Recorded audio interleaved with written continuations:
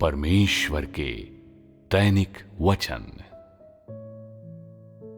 परमेश्वर विभिन्न परीक्षणों से जांच करता है कि लोग परमेश्वर का भय मानते और बुराई से दूर रहते हैं या नहीं।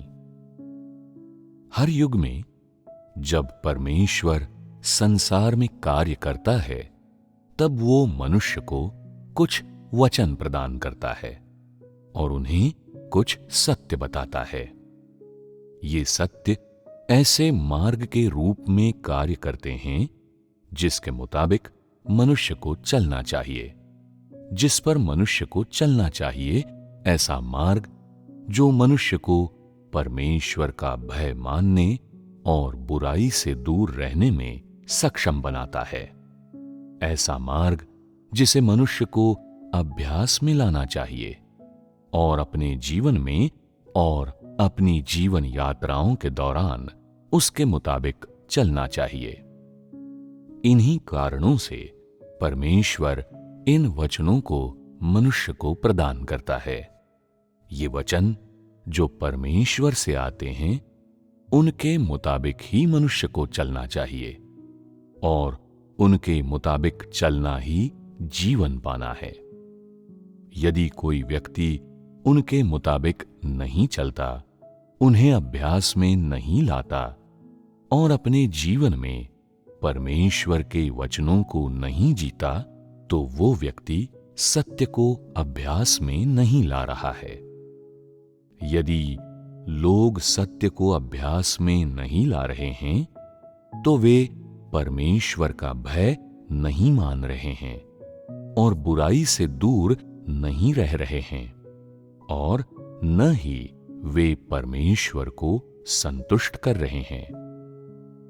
यदि कोई परमेश्वर को संतुष्ट नहीं कर पाता, तो वो परमेश्वर की प्रशंसा प्राप्त नहीं कर सकता। ऐसे लोगों का कोई परिणाम नहीं होता। तब परमेश्वर अपने कार्य के दौरान किस प्रकार किसी व्यक्ति के परिणाम को निर्धारित करता है? मनुष्य के परिणाम को निर्धारित करने के लिए परमेश्वर किस पद्धति का उपयोग करता है? शायद इस वक्त भी तुम लोग इस बारे में अस्पष्ट हो, परंतु जब मैं तुम लोगों को प्रक्रिया बताऊंगा तो ये बिल्कुल स्पष्ट हो जाएगा, क्योंकि तुम में से बहुत से लोगों ने पहले ही इसका अनुभव कर लिया है। परमेश्वर के कार्य के दौरान आरंभ से लेकर अब तक परमेश्वर ने प्रत्येक व्यक्ति के लिए, या तुम लोग कह सकते हो उस प्रत्येक व्यक्ति के लिए जो उसका अनुसरण करता है, परीक्षाएं निर्धारित कर रखी हैं और ये परीक्षाएं भिन्न भिन्न आकारों में होती हैं। कुछ लोग ऐसे हैं जिन्होंने अपने परिवार के द्वारा ठुकराए जाने की परीक्षा का अनुभव किया है।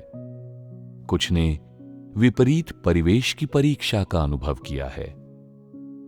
कुछ लोगों ने गिरफ्तार किए जाने और यातना दिए जाने की परीक्षा का अनुभव किया है।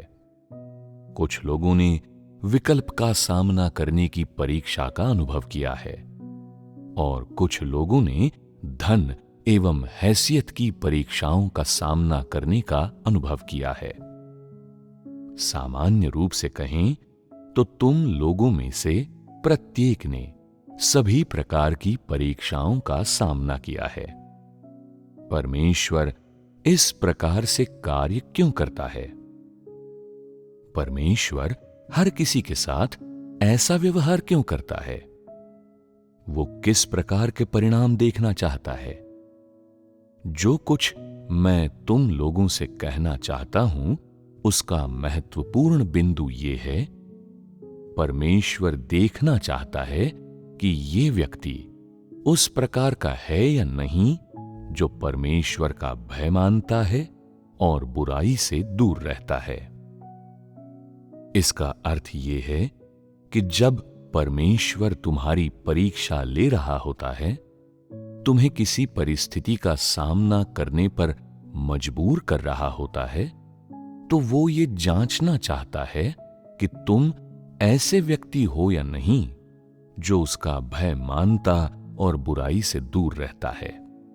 यदि किसी व्यक्ति को किसी भेंट को सुरक्षित रखने का काम दिया गया है और वो अपने कर्तव्य के कारण परमेश्वर की भेंट के संपर्क में आता है, तो क्या तुम्हें लगता है कि ये ऐसा काम है जिसकी व्यवस्था परमेश्वर ने की है?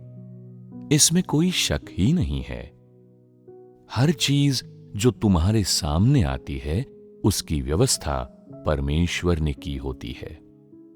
जब तुम्हारा सामना ऐसे मामले से होगा, तो परमेश्वर गुप्त रूप से तुम्हारा अवलोकन करेगा, देखेगा कि तुम क्या चुनाव करते हो, कैसे अभ्यास करते हो, तुम्हारे विचार क्या हैं।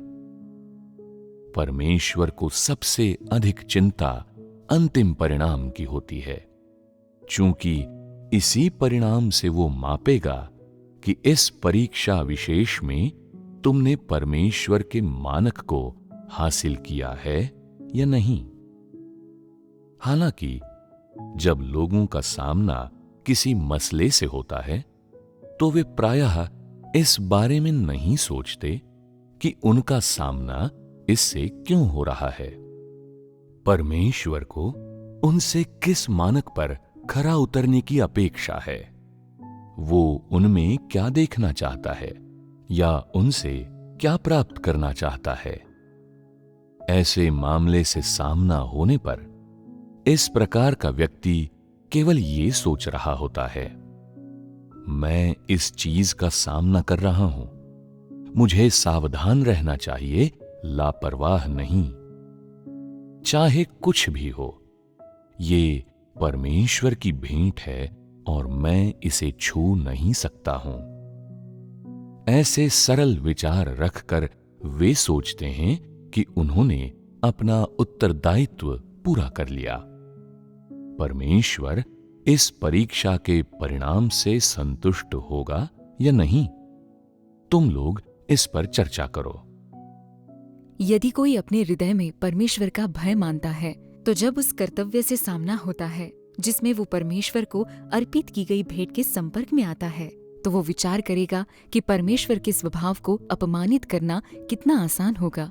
अतः वह सावधानी से कार्य करेगा। तुम्हारा उत्तर सही दिशा में है, परंतु ये अभी सटीक नहीं है। परमेश्वर के मार्ग पर चलना सतही तौर पर नियमों का पालन करना नहीं है, बल्कि इसका अर्थ है कि जब तुम्हारा सामना किसी मामले से होता है, तो सबसे पहले तुम इसे एक ऐसी परिस्थिति के रूप में देखते हो जिसकी व्यवस्था परमेश्वर के द्वारा की गई है। ऐसे उत्तरदायित्व के रूप में देखते हो जिसे उसके द्वारा तुम्हें प्रदान किया गया है, या किसी ऐसे कार्य के रूप में देखते हो जो उसने तुम्हें सौंपा है। जब तुम इस मामले का सामना कर रहे होते हो, तो तुम्हें इसे परमेश्वर से आई किसी परीक्षा के रूप में भी देखना चाहिए। इस मामले का सामना करते समय तुम्हारे पास एक मानक अवश्य होना चाहिए। तुम्हें सोचना चाहिए कि ये परमेश्वर की ओर से आया है। तुम्हें इस बारे में सोचना चाहिए कि कैसे इस मामले से इस तरह से निपटा जाए कि तुम अपने उत्तरदायित्व को पूरा कर सको और परमेश्वर के प्रति वफादार भी रह सको। इसे कैसे किया जाए कि परमेश्वर क्रोधित न हो या उसके स्वभाव का अपमान न हो। हमने अभी-अभी भेंटों की सुरक्षा के बारे में बात की। इस मामले में भेंटें शामिल हैं और इसमें तुम्हारा कर्तव्य एवं तुम्हारा उत्तरदायित्व भी शामिल है। तुम इस उत्तरदायित्व के प्रति कर्तव्य से बंधे हुए हो। फिर भी जब तुम्हारा सामना इस मामले से होता है, तो क्या कोई प्रलोभन है? हां, है। ये प्रलोभन कहां से आता है? ये प्रलोभन शैतान की ओर से आता है और ये मनुष्य की दुष्टता और उसके भ्रष्ट स्वभाव से भी आता है। चूंकि यहां प्रलोभन है, इसमें गवाही देने वाली बात आती है जो लोगों को देनी चाहिए, जो तुम्हारा उत्तरदायित्व एवं कर्तव्य भी है। कुछ लोग कहते हैं, ये तो कितना छोटा सा मसला है, क्या वास्तव में इस बात का बतंगड़ बनाना जरूरी है? हां, ये जरूरी है, क्योंकि परमेश्वर के मार्ग पर चलने के लिए हम किसी भी ऐसी चीज को जाने नहीं दे सकते जिसका हमसे लेना देना है या जो हमारे आसपास घटती है, यहां तक कि छोटी से छोटी चीज भी। हमें ये मसला ध्यान देने योग्य लगे या न लगे, अगर उससे हमारा सामना हो रहा है तो हमें उसे जाने नहीं देना चाहिए। इस सब को हमारे लिए परमेश्वर की परीक्षा के रूप में देखा जाना चाहिए। चीजों को इस ढंग से देखने की प्रवृत्ति कैसी है? यदि तुम्हारी प्रवृत्ति इस प्रकार की है तो ये एक तथ्य की पुष्टि करती है, तुम्हारा हृदय परमेश्वर का भय मानता है और बुराई से दूर रहने के लिए तैयार है। यदि परमेश्वर को संतुष्ट करने की तुम्हारी ऐसी इच्छा है, तो जिसे तुम अभ्यास में लाते हो वो परमेश्वर का भय मानने और बुराई से दूर रहने के मानक से दूर नहीं है। प्रायः ऐसे लोग होते हैं जो मानते हैं कि ऐसे मामले जिन पर लोगों के द्वारा अधिक ध्यान नहीं दिया जाता और जिनका सामान्यतः उल्लेख नहीं किया जाता, वो महज छोटी मोटी निरर्थक बातें होती हैं और उनका सत्य को अभ्यास में लाने से कोई लेना देना नहीं है। जब इन लोगों के सामने ऐसे मामले आते हैं तो वे उस पर अधिक विचार नहीं करते और उसे जाने देते हैं, परंतु वास्तव में ये मामला एक सबक है जिसका तुम्हें अध्ययन करना चाहिए। ये एक सबक कि किस प्रकार परमेश्वर का भय मानना है और किस प्रकार बुराई से दूर रहना है। इसके अतिरिक्त जिस बारे में तुम्हें और भी अधिक चिंता करनी चाहिए वो ये जानना है कि जब ये मामला तुम्हारे सामने आता है तो परमेश्वर क्या कर रहा है। परमेश्वर ठीक तुम्हारी बगल में है, तुम्हारे प्रत्येक शब्द और कर्म का अवलोकन कर रहा है, तुम्हारे क्रियाकलापों, तुम्हारे मन में हुए परिवर्तनों का अवलोकन कर रहा है।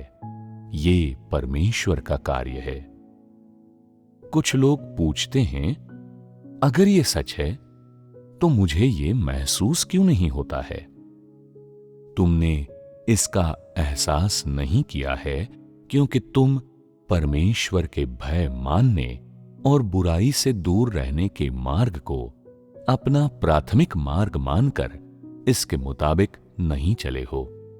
इसलिए तुम मनुष्य में परमेश्वर के सूक्ष्म कार्य को महसूस नहीं कर पाते, जो लोगों के भिन्न भिन्न विचारों और भिन्न भिन्न कार्यकलापों के अनुसार स्वयं को अभिव्यक्त करता है। तुम एक चंचल चित्त वाले व्यक्ति हो। बड़ा मामला क्या है, छोटा मामला क्या है, उन सभी मामलों को बड़े और छोटे मामलों में विभाजित नहीं किया जाता जिसमें परमेश्वर के मार्ग पर चलना शामिल है। पर क्या तुम लोग उसे स्वीकार कर सकते हो? हम इसे स्वीकार कर सकते हैं।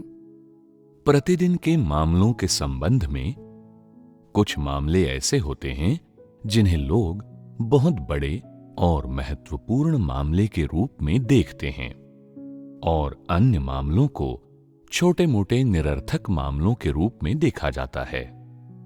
लोग प्रायः इन बड़े मामलों को अत्यंत महत्वपूर्ण मामलों के रूप में देखते हैं और वे उन्हें परमेश्वर के द्वारा भेजा गया मानते हैं। हालांकि इन बड़े मामलों के चलते रहने के दौरान अपने अपरिपक्व आध्यात्मिक कद के कारण और अपनी कम क्षमता के कारण मनुष्य प्रायः परमेश्वर की इच्छा को पूरा करने योग्य नहीं होता, कोई प्रकाशन प्राप्त नहीं कर पाता और ऐसा कोई वास्तविक ज्ञान प्राप्त नहीं कर पाता जो किसी मूल्य का हो। जहां तक छोटे छोटे मामलों की बात है, लोगों द्वारा इनकी अनदेखी की जाती है और थोड़ा थोड़ा करके हाथ से फिसलने के लिए छोड़ दिया जाता है। इस प्रकार लोगों ने परमेश्वर के सामने जांचे जाने और उसके द्वारा परीक्षण किए जाने के अनेक अवसरों को गंवा दिया है। यदि तुम हमेशा लोगों, चीजों, मामलों और परिस्थितियों को अनदेखा कर देते हो जिनकी व्यवस्था परमेश्वर तुम्हारे लिए करता है, तो इसका क्या अर्थ होगा? इसका अर्थ है कि हर दिन, यहां तक कि हर क्षण तुम अपने बारे में परमेश्वर की पूर्णता का और परमेश्वर की अगुवाई का परित्याग कर रहे हो।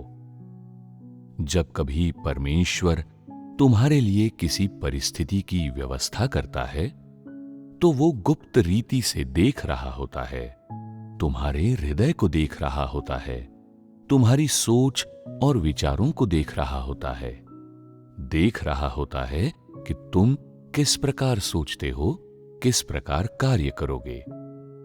यदि तुम एक लापरवाह व्यक्ति हो, ऐसे व्यक्ति जो परमेश्वर के मार्ग, परमेश्वर के वचन या जो सत्य के बारे में कभी भी गंभीर नहीं रहा है, तो तुम उसके प्रति सचेत नहीं रहोगे, उस पर ध्यान नहीं दोगे जिसे परमेश्वर पूरा करना चाहता है, न उन अपेक्षाओं पर ध्यान दोगे जिन्हें वो तुमसे तब पूरा करवाना चाहता था जब उसने तुम्हारे लिए परिस्थितियों की व्यवस्था की थी। तुम ये भी नहीं जानोगे कि लोग, चीजें और मामले जिनका तुम लोग सामना करते हो, वे किस प्रकार सत्य से या परमेश्वर के इरादों से संबंध रखते हैं। तुम्हारे इस प्रकार बार बार परिस्थितियों और परीक्षणों का सामना करने के पश्चात जब परमेश्वर तुम में कोई परिणाम नहीं देखता, तो परमेश्वर कैसे आगे बढ़ेगा? बार बार परीक्षणों का सामना करके तुमने अपने हृदय में परमेश्वर को महिमान्वित नहीं किया है, न ही तुमने उन परिस्थितियों का अर्थ समझा है जिनकी व्यवस्था परमेश्वर ने तुम्हारे लिए की है। परमेश्वर के परीक्षण और परीक्षाएं, इसके बजाय तुमने एक के बाद एक उन अवसरों को अस्वीकार कर दिया जो परमेश्वर ने तुम्हें प्रदान किए। तुमने बार बार उन्हें हाथ से जाने दिया। क्या ये मनुष्य के द्वारा बहुत बड़ी अवज्ञा नहीं है? हाँ, है। क्या इसकी वजह से परमेश्वर दुखी होगा? वो दुखी होगा। परमेश्वर दुखी नहीं होगा। मुझे इस प्रकार कहते हुए सुनकर तुम लोगों को एक बार फिर झटका लगा है। तुम सोच रहे होगे, क्या ऐसा पहले नहीं कहा गया था कि परमेश्वर हमेशा दुखी होता है? इसलिए क्या परमेश्वर दुखी नहीं होगा? तो परमेश्वर दुखी कब होता है? संक्षेप में, परमेश्वर इस स्थिति से दुखी नहीं होगा। तो उस प्रकार के व्यवहार के प्रति परमेश्वर की प्रवृत्ति क्या होती है जिसके बारे में ऊपर बताया गया है? जब लोग परमेश्वर द्वारा भेजे गए परीक्षाओं को अस्वीकार करते हैं, जब वे उनसे बचकर भागते हैं, तो इन लोगों के प्रति परमेश्वर की केवल एक ही प्रवृत्ति होती है, ये प्रवृत्ति क्या है? परमेश्वर इस प्रकार के व्यक्ति को अपने हृदय की गहराई से ठुकरा देता है। यहां ठुकराने शब्द के दो अर्थ हैं। मैं उन्हें अपने दृष्टिकोण से किस प्रकार समझाऊं? गहराई में ये शब्द घृणा का, नफरत का संकेतार्थ लिए हुए है। दूसरा अर्थ क्या? दूसरे भाग का तात्पर्य है किसी चीज को त्याग देना। तुम लोग जानते हो कि त्याग देने का क्या अर्थ है, ठीक है ना? संक्षेप में ठुकराने का अर्थ है ऐसे लोगों के प्रति परमेश्वर की अंतिम प्रतिक्रिया और प्रवृत्ति जो इस तरह से व्यवहार कर रहे हैं, ये उनके प्रति भयंकर घृणा है और चिढ़ है। इसलिए उनका परित्याग करने का निर्णय लिया जाता है। ये ऐसे व्यक्ति के प्रति परमेश्वर का अंतिम निर्णय है जो परमेश्वर के मार्ग पर कभी नहीं चला है, जिसने कभी भी परमेश्वर का भय नहीं माना है और जो कभी भी बुराई से दूर नहीं रहा है। क्या अब तुम लोग इस कहावत के महत्व को समझ गए जो मैंने कही थी? क्या अब वो तरीका तुम्हारी समझ में आ गया है जिसे परमेश्वर मनुष्य का परिणाम निर्धारित करने के लिए उपयोग करता है? वो हर दिन भिन्न भिन्न परिस्थितियों की व्यवस्था करता है। वो भिन्न भिन्न परिस्थितियों की व्यवस्था करता है। ये वो चीजें हैं जिन्हें लोग महसूस और स्पर्श कर सकते हैं। तो ऐसा करने के पीछे परमेश्वर की मंशा क्या है? मंशा ये है कि परमेश्वर हर एक व्यक्ति की भिन्न भिन्न तरीकों से, भिन्न भिन्न समय पर और भिन्न भिन्न स्थानों पर परीक्षाएं लेना चाहता है। किसी परीक्षा में मनुष्य के किन पहलुओं को जांचा जाता है? परीक्षण ये तय करता है कि क्या तुम हर उस मामले में परमेश्वर का भय मानते हो और बुराई से दूर रहते हो जिसका तुम सामना करते हो, जिसके बारे में तुम सुनते हो, जिसे तुम देखते हो और जिसका तुम व्यक्तिगत रूप से अनुभव करते हो। हर कोई इस प्रकार के परीक्षण का सामना करेगा क्योंकि परमेश्वर सभी लोगों के प्रति निष्पक्ष है। तुम में से कुछ लोग कहते हैं, मैंने बहुत वर्षों तक परमेश्वर में विश्वास किया है। ऐसा कैसे है कि मैंने किसी परीक्षण का सामना नहीं किया? तुम्हें लगता है कि तुमने किसी परीक्षण का सामना नहीं किया है क्योंकि जब भी परमेश्वर ने तुम्हारे लिए परिस्थितियों की व्यवस्था की, तुमने उन्हें गंभीरता से नहीं लिया और परमेश्वर के मार्ग पर चलना नहीं चाहा। इसलिए तुम्हें परमेश्वर के परीक्षण का कोई बोध ही नहीं है। कुछ लोग कहते हैं, मैंने कुछ परीक्षणों का सामना तो किया है, किंतु मैं अभ्यास करने के उचित तरीके को नहीं जानता। जब मैंने अभ्यास किया तो भी मुझे पता नहीं कि मैं परीक्षण के दौरान डटा रहा था या नहीं। इस प्रकार की अवस्था वाले लोगों की संख्या भी कम नहीं है।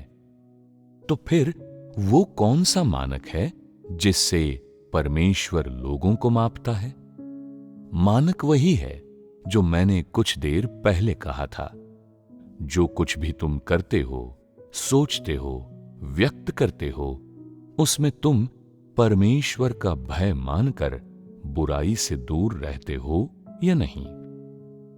इसी प्रकार से यह निर्धारित होता है कि तुम ऐसे व्यक्ति हो या नहीं जो परमेश्वर का भय मानता है और बुराई से दूर रहता है। ये अवधारणा सरल है या नहीं, इसे कहना तो आसान है, किंतु क्या इसे अभ्यास में लाना आसान है? ये इतना आसान नहीं है।